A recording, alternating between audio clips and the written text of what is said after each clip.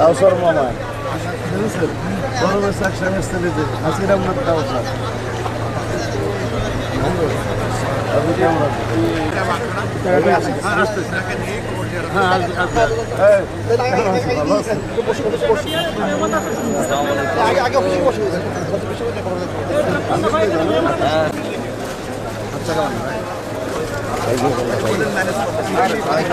ভাই একটু একটু একটু একটু কম দেন।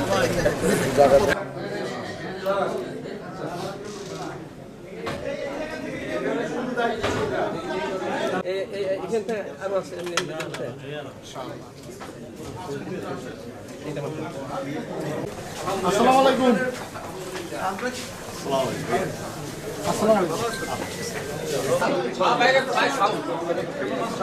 पीछे पीछे भाई पीछे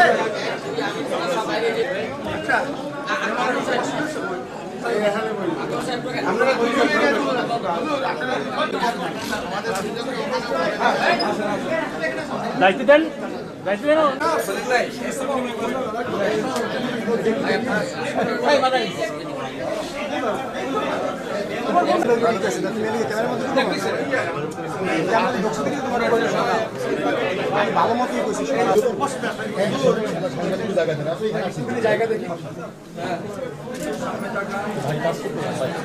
দামি একই দাবি রাজনৈতিক দাবির মধ্যে কোনো কনফ্লিক্ট নেই, সব হুবহু এক, কিন্তু আমরা কোনো পরামর্শ করি না, এটা অন্তর থেকে বের হয়ে চলে আসছে, জাতির প্রয়োজনে বের হয়ে চলে আসছে। আমরা যেন সবাই পরামর্শ ভিত্তিক এই দেশটা যেন সুন্দরভাবে এবং ইসলামের পক্ষে মানবতার পক্ষে কাজ করতে পারি, এই তৌফিক যেন আল্লাহ আমাদেরকে দান করে। এবং এটার মূল কারণ হলো দুটো জিনিস আমরা সবসময় বলে থাকি, একটা দুর্নীতি আর একটা দুঃশাসন। তো যেখানে আল্লাহ তাআলার দেওয়া বিধান থাকবে না, দুর্নীতি সেখানে অবশ্যম্ভাবী, দুঃশাসনও সেখানে দুর্নীতির হাত ধরে আসবেই। এই দুই যন্ত্রণা থেকে মুক্তি পাওয়ার একমাত্র পথ হচ্ছে আল্লাহর বিধান।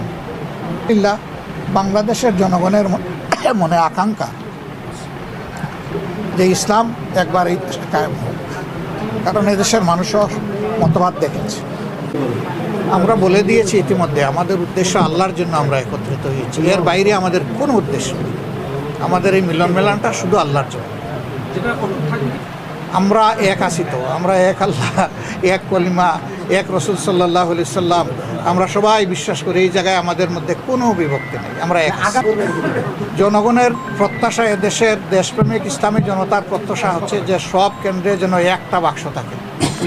দোয়া করবেন আপনারা, ধরে নেবেন কেন, আপনারা দোয়াও করতে থাকেন এখন থেকে, শুধু ধরলে হবে, আপনাদের সহযোগিতা লাগবে না? আমরা তো আপনাদেরও সহযোগিতা চাই, সবার সহযোগিতা লাগবে। আমাদের এই ভাই পরিষ্কার করে বলেছেন, সুষ্ঠু নির্বাচনের জন্য যে সংস্কার প্রয়োজন সেইটা করে তারপরে নির্বাচন। একই কথা আমাদের, ভিন্ন কোনো কথা নাই। আগে সংস্কারটা হোক না, আগে মানে তরকারি পাকানোর জন্য মাছ সবজি সব কিনে আনি বাজার থেকে, কাটাকুটি হোক, প্রসেসিং হোক, তারপরে কড়াইতে চড়াবো ইনশাল্লাহ। আমরা করবো কেন? তারা তো ইতিমধ্যে দৃশ্যমান হয়েছে তাদের সেই সমস্ত ষড়যন্ত্র নিয়ে। আল্লাহ রাব্বুল আলামিন তাদের সকল ষড়যন্ত্র অতীতে ব্যর্থ করেছেন, আগামীতেও ব্যর্থ হবে না। অবশ্যই প্রত্যাশা তো থাকবে যে আরও স্বাভাবিক হোক, আরও সহনীয় হোক, দ্রব্যমূল্য আরও কমে আসুক, এটা তো সবার প্রত্যাশা, আমাদেরও প্রত্যাশা। কথা আসলে বাস্তবতা এটাই, আমরা আসলে আগে থেকে বলে আসছি যে ইসলামের পক্ষে যেন আমরা একটা বাক্স পাঠাতে পারি। এই প্রচেষ্টা আমাদের আগে পরে চলছে, এখনও চলছে। তা আপনাদের সবাই সহযোগিতা এবং দোয়া চাচ্ছি, কারণ 53 বছরে আমাদেরকে ইসলামপন্থী রাজনৈতিক মাঠে যারা আমরা আছি, বিভিন্ন কৌশলে আমাদেরকে তারা দূরে রেখেছে। আসলে এখন এই 53 বছরের পরে 5ই আগস্টের পরে আমাদের দেশে যে নতুন স্বাধীনতা আমরা পেয়েছি, এর মাধ্যমে আশা করি এখন ইসলামের পক্ষের একটা ভালো ক্ষেত্র তৈরি হয়েছে। সেই ক্ষেত্রে যদি আমরা সময় উপযোগী ইচ্ছালি করতে না পারি, তাহলে এটা তো আমাদের জন্যে অকল্যাণ এবং দুঃখ। এই জন্য আমরা সবাই যদি একত্রিত হয়ে এই দেশ গড়ার ব্যাপারে আমরা কাজ করতে পারি, এটা বিশেষ করে আমরাও দোয়া চাই এবং বিশেষ করে আমরাও দোয়া করছি। এটা ফেয়ার সিস্টেম পদ্ধতিতে নির্বাচনের দাবি করেছেন, সেই ক্ষেত্রে জামাতের আমির মহোদয় কি একমত কিনে সেম, আমাদের দাবি ওনাদের দাবি একই দাবি। পিয়ারের আমাদের দাবিটা একটা রাজনৈতিক দাবির মধ্যে কোনো কনফ্লিক্ট নাই, সব হুবহু এক। কিন্তু আমরা কোনো পরামর্শ করি না, এটা অন্তর থেকে বের হয়ে চলে আসছে, জাতির প্রয়োজনে বের হয়ে চলে আসছে। ইসলামী নীতি আদর্শটাই এক পর্যায়ে রাষ্ট্রীয় পর্যায়ে বাস্তবায়িত হবে এবং এটাই বাস্তবতা।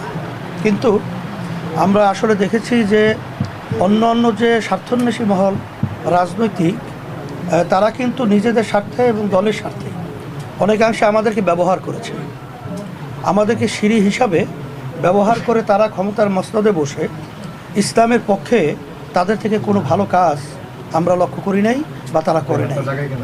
জাতির জন্যও পাই নাই, দেশের জন্যও পাই নাই। আর ইসলামী আন্দোলন বাংলাদেশ আমাদের চিন্তাটা হলো যে আমরা কারো সিঁড়ি হব না, আমরা পরগাছা হব না, আমরা নিজেরাই ইসলামের পক্ষে একটা শক্তি অর্জন করব এবং ইসলামী শক্তি নিয়ে আপনার বাংলাদেশের ক্ষমতার মসনদে এটা থাকবে, এটাই আমাদের চিন্তা ছিল।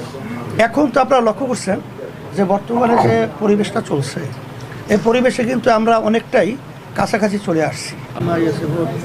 আসসালামু আলাইকুম।